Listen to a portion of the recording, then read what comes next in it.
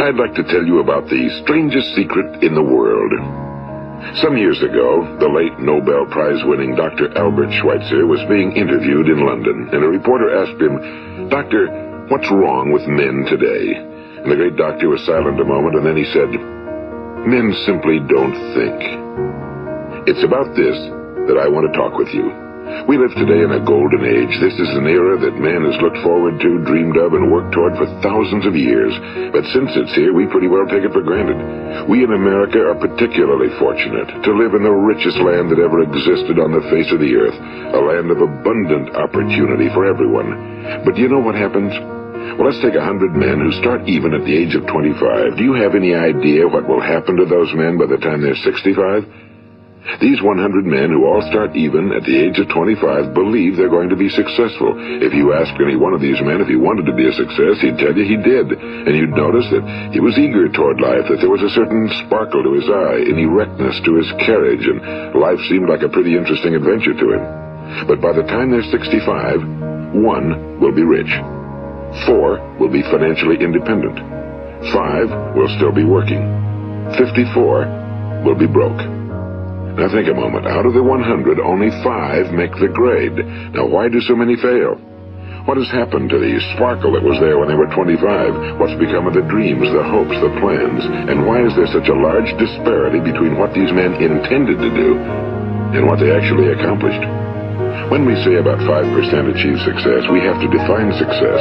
And here's the best definition I've ever been able to find. Success is the progressive realization of a worthy ideal.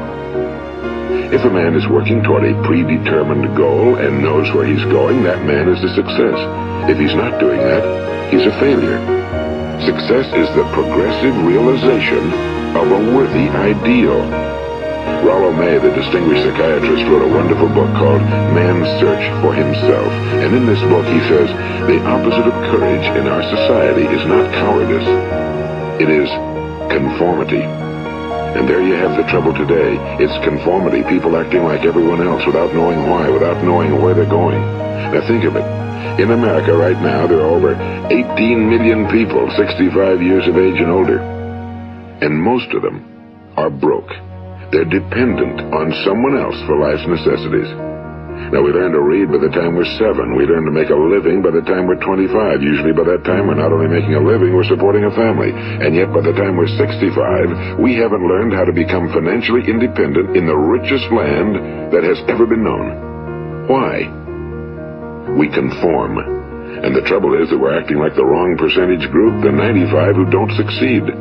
Now, why do these people conform? Well, they really don't know. These people believe that their lives are shaped by circumstances, by things that happen to them, by exterior forces. They're outer-directed people. A survey was made one time that covered a lot of men, working men, and these men were asked, "Why do you work? Why do you get up in the morning?" 19 out of 20 had no idea.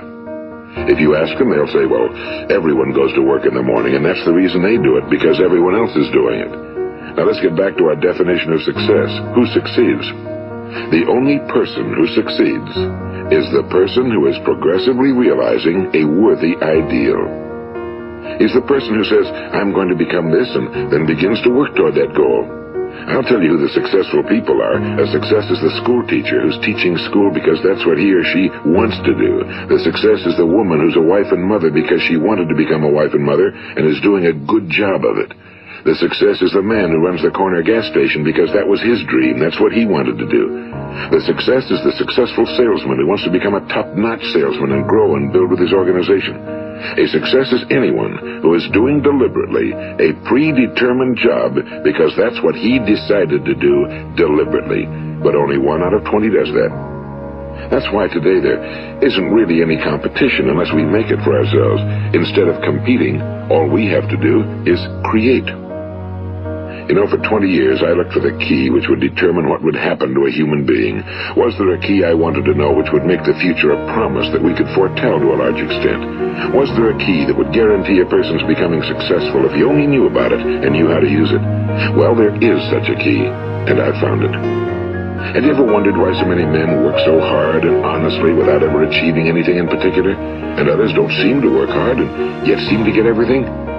They seem to have the magic touch. You've heard them say that about someone. Everything he touches turns to gold. And have you ever noticed that a man who becomes successful tends to continue to become successful? And on the other hand, have you noticed how a man who's a failure tends to continue to fail? Well, it's because of goals. Some of us have goals, some don't. People with goals succeed because they know where they're going. It's that simple.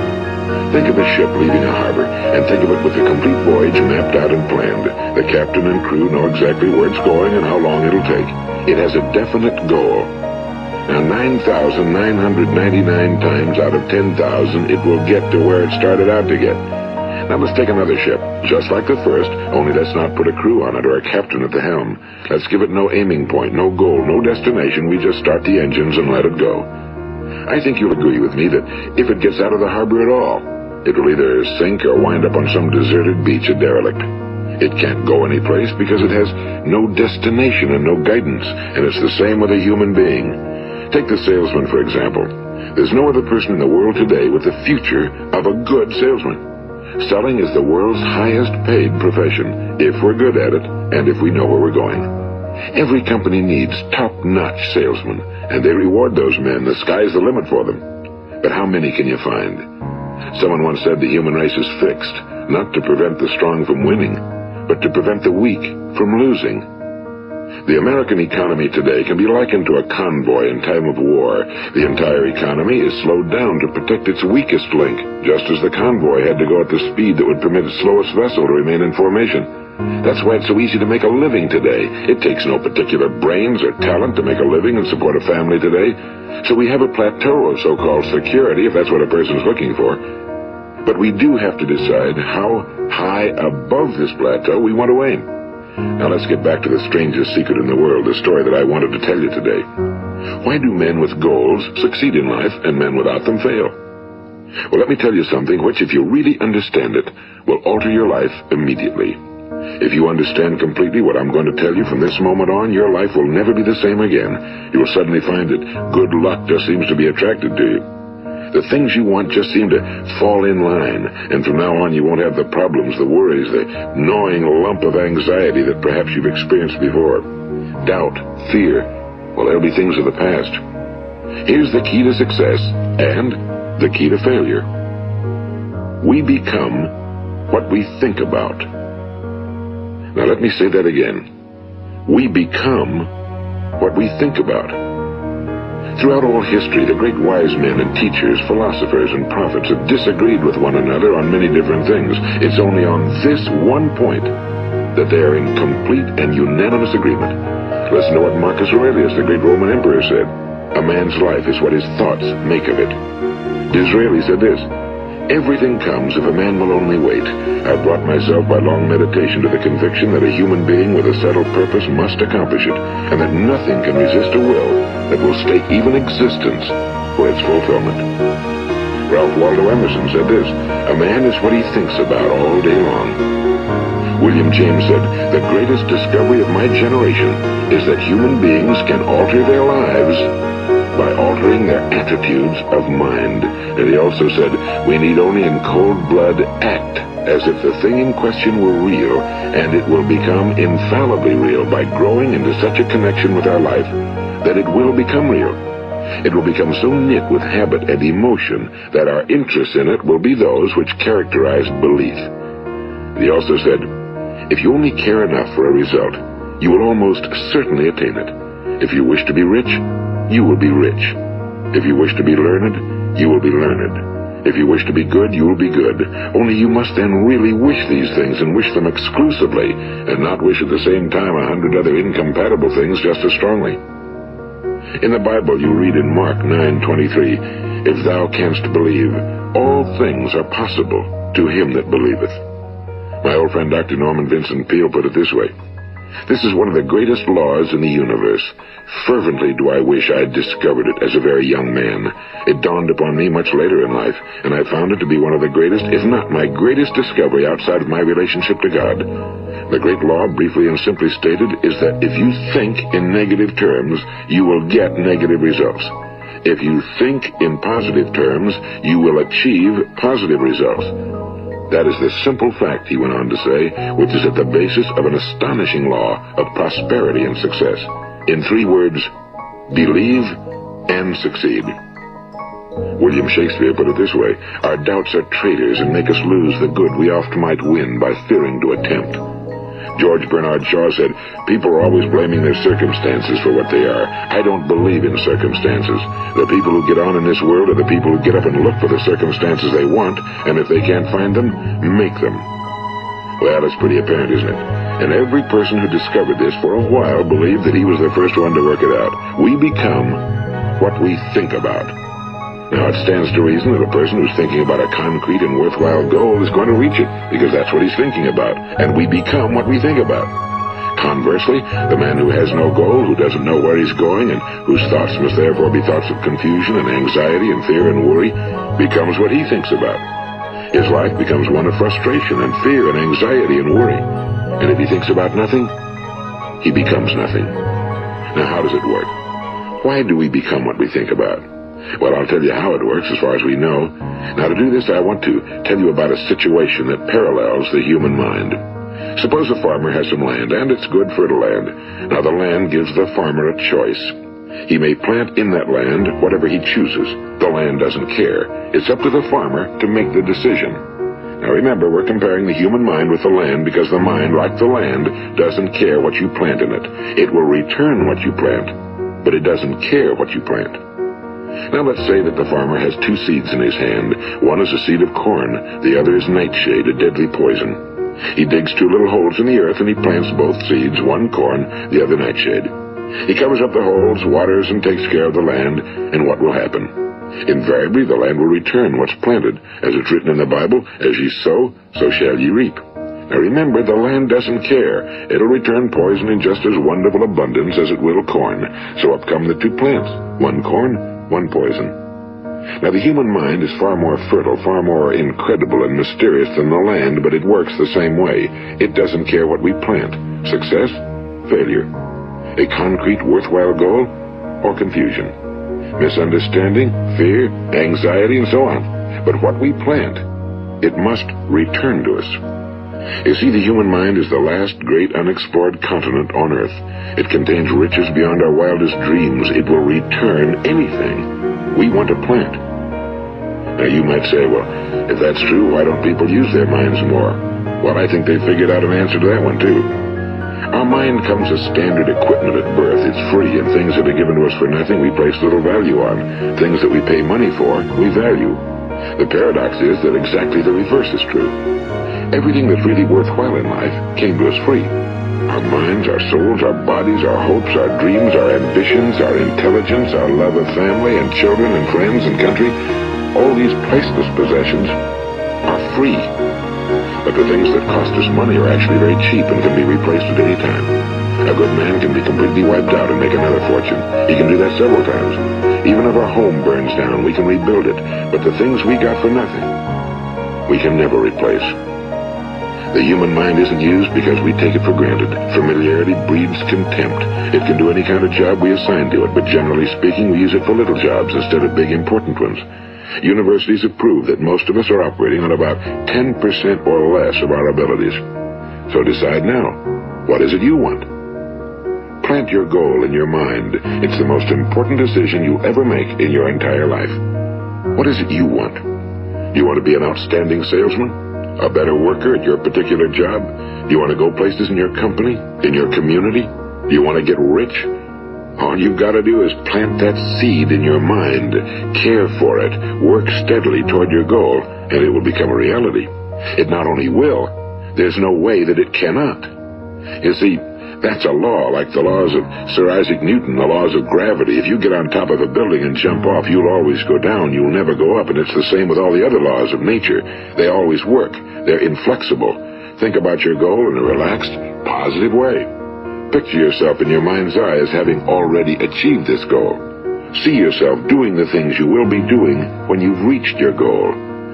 Ours has been called the phenobarbital age, the age of ulcers and nervous breakdowns and tranquilizers, at a time when medical research has raised us to a new plateau of good health and longevity. Far too many of us worry ourselves into an early grave trying to cope with things in our own little personal ways without learning a few great laws that will take care of everything for us. These things we bring on ourselves through our habitual way of thinking. Every one of us is the sum total of his own thoughts. He is where he is because that's exactly where he really wants to be, whether he'll admit that or not.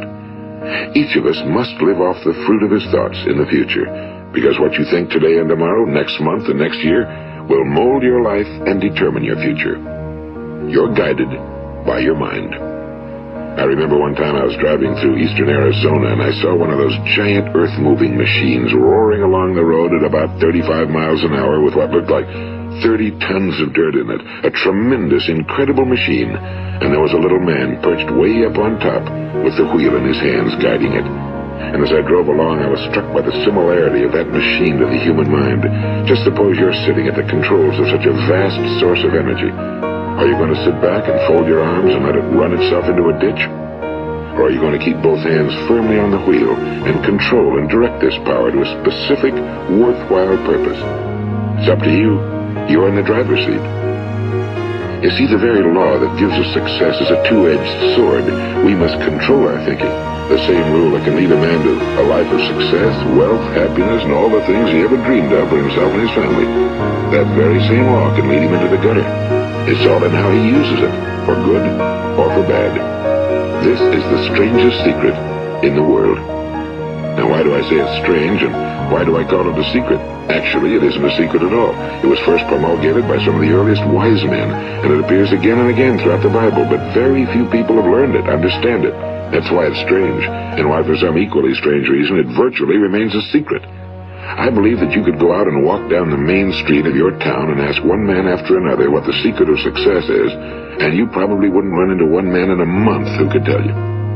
Now, this information is enormously valuable to us if we really understand it and apply it. It's valuable to us not only for our own lives, but the lives of those around us, our families, employees, associates, and friends.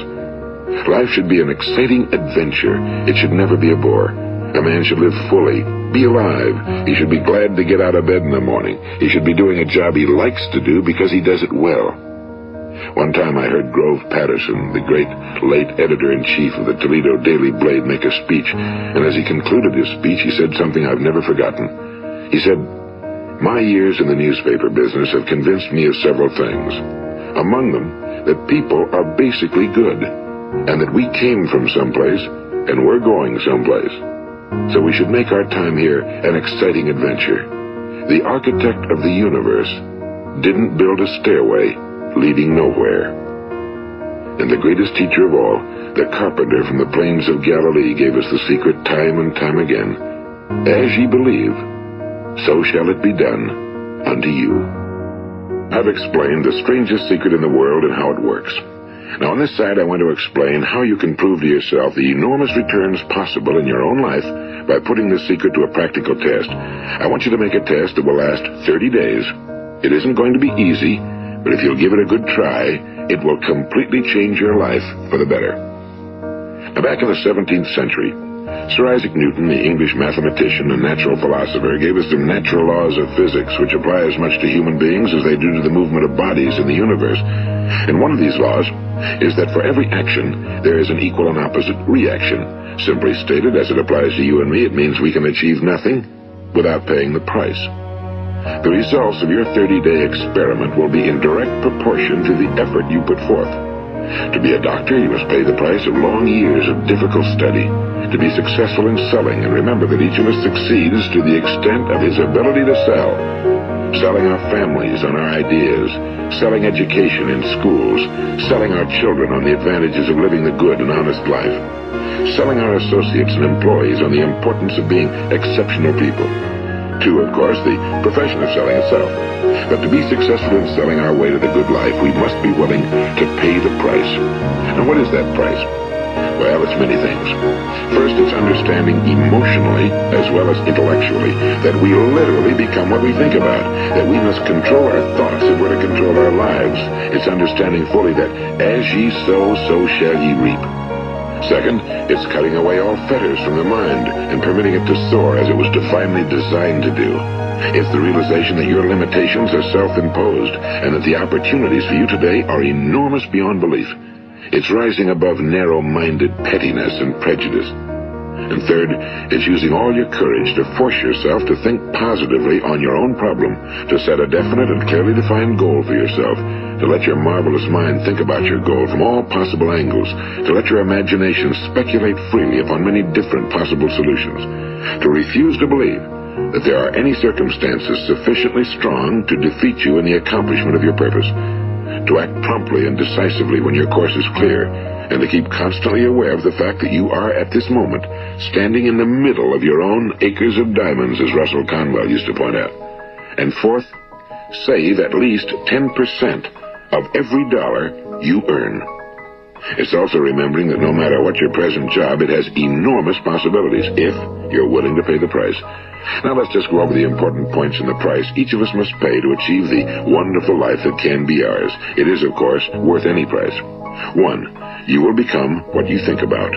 2. Remember the word imagination and let your mind begin to soar. 3. Courage. Concentrate on your goal every day. 4. Save 10% of what you earn. And 5. Action. Ideas are worthless unless we act on them. Now, I'll try to outline the 30-day test I want you to make. Keep in mind that you have nothing to lose by making this test and everything you could possibly want to gain. There are two things that may be said of everyone. Each of us wants something, and each of us is afraid of something. I want you to write on a card what it is you want more than anything else. It may be more money. Perhaps you'd like to double your income or make a specific amount of money. It may be a beautiful home. It may be success at your job. It may be a particular position in life. It could be a more harmonious family. Each of us wants something. Now write down on your card specifically what it is you want. Make sure it's a single goal and clearly defined. You needn't show it to anyone, but carry it with you so that you can look at it several times a day. Think about it in a cheerful, relaxed, positive way each morning when you get up. And immediately you have something to work for, something to get out of bed for, something to live for.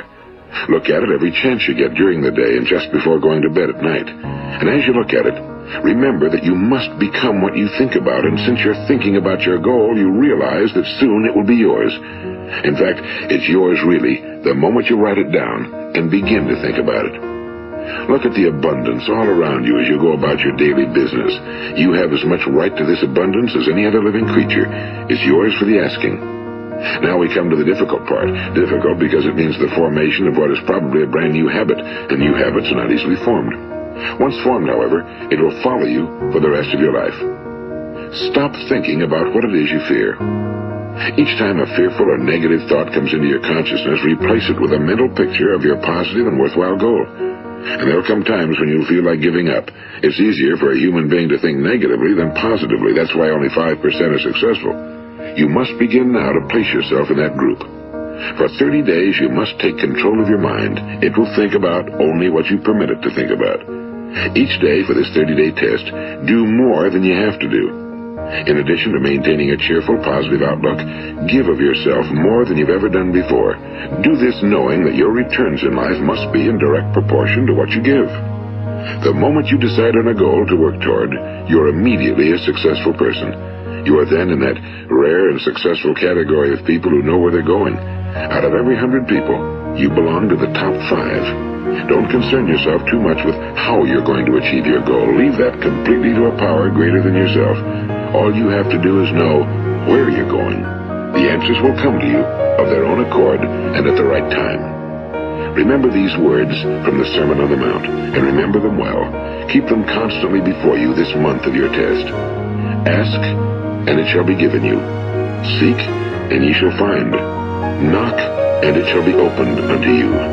For every one that asketh receiveth, and he that seeketh findeth, and to him that knocketh it shall be opened. It's as marvelous and as simple as that. In fact, it's so simple that in our seemingly complicated world, it's difficult for an adult to understand that all he needs is a purpose and faith. For 30 days, do your very best. If you're a salesman, go at it as you've never done before, not in a hectic fashion, but with the calm, cheerful assurance that time well spent will give you the abundance in return you deserve and want. If you're a homemaker, devote your 30-day test to completely giving of yourself without thinking about receiving anything in return, and you'll be amazed at the difference it makes in your life. No matter what your job, do it as you've never done it before for 30 days. And if you've kept your goal before you every day, you'll wonder and marvel at this new life you've found. Dorothea Brand, the outstanding editor and writer, discovered it for herself and tells about it in her fine book, Wake Up and Live. Her entire philosophy is reduced to the words, act as though it were impossible to fail. She made her own test with sincerity and faith, and her entire life was changed to one of overwhelming success. Now, you make your test for 30 full days. Don't start your test until you've made up your mind to stick with it. You see, by being persistent, you're demonstrating faith. Persistence is simply another word for faith. If you didn't have faith, you'd never persist. If you should fail during your first 30 days, by that I mean suddenly find yourself overwhelmed by negative thoughts, you've got to start over again from that point and go 30 more days. Gradually, your new habit will form until you find yourself one of that wonderful minority to whom virtually nothing is impossible. And don't forget the card. It's vitally important as you begin this new way of living. On one side of the card, write your goal, whatever it may be. On the other side, write the words we've quoted from the Sermon on the Mount. Ask, and it shall be given you.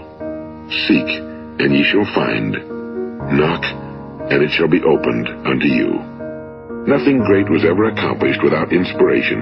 See that during these crucial first 30 days, your own inspiration is kept at a peak. And above all, don't worry. Worry brings fear, and fear is crippling. The only thing that can cause you to worry during your test is trying to do it all yourself. Know that all you have to do is hold your goal before you. Everything else will take care of itself. Remember also to keep calm and cheerful. Don't let petty things annoy you and get you off course. Now, since making this test is difficult, some will say, why should I bother? Well, look at the alternative. No one wants to be a failure. No one really wants to be a mediocre individual. No one wants a life constantly filled with worry and fear and frustration. Therefore, remember that you must reap that which you sow. If you sow negative thoughts, your life will be filled with negative things. If you sow positive thoughts, your life will be cheerful, successful, and positive. Now, gradually, you will have a tendency to forget what you've heard on this recording. Play it often. Keep reminding yourself of what you must do to form this new habit. Gather your whole family around at regular intervals and listen to what's been said here. You know, most men will tell you that they want to make money without understanding the law. The only people who make money work in a mint. The rest of us must earn money. This is what causes those who keep looking for something for nothing or a free ride to fail in life. The only way to earn money is by providing people with services or products which are needed and useful. We exchange our time and our product or service for the other man's money. Therefore, the law is that our financial return will be in direct proportion to our service. Now, success is not the result of making money. Making money is the result of success, and success is in direct proportion to our service. Most people have this law backwards. They believe that you're successful if you earn a lot of money. The truth is that you can only earn money after you're successful. It's like the story of the man who sat in front of the stove and said to it, give me heat, and then I'll add the wood. How many men and women do you know, or do you suppose there are today, who take the same attitude toward life? There are millions. We've got to put the fuel in before we can expect heat. Likewise, we've got to be of service first before we can expect money. Don't concern yourself with the money. Be of service, build, work, dream, create. Do this and you'll find there's no limit to the prosperity and abundance that will come to you. Prosperity, you know, is founded upon a law of mutual exchange.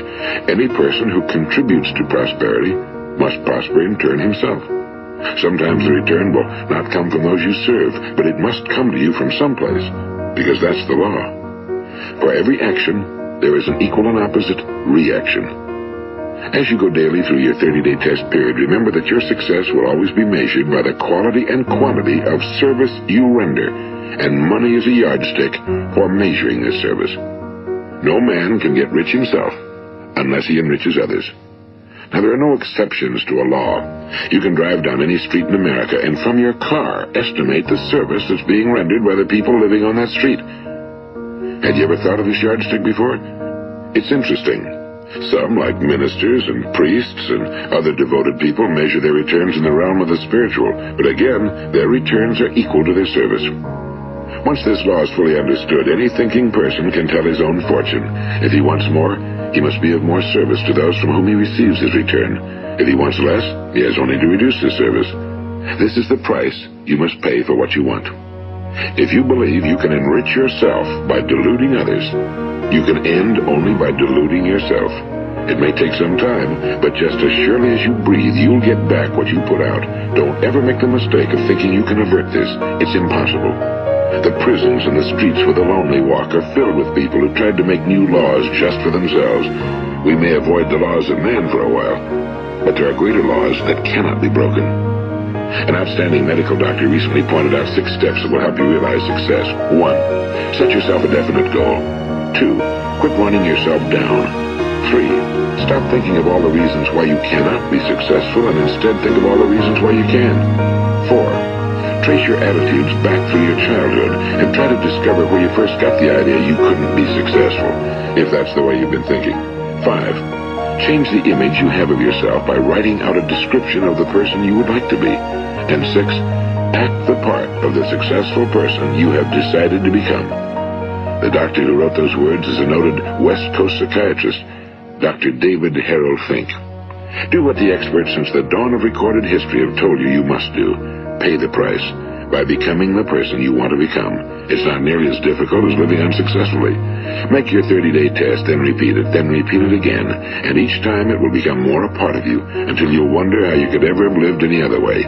Live this new way and the floodgates of abundance will open and pour over you more riches than you may have dreamed existed. Money? Yes, lots of it. But what's more important, you'll have peace.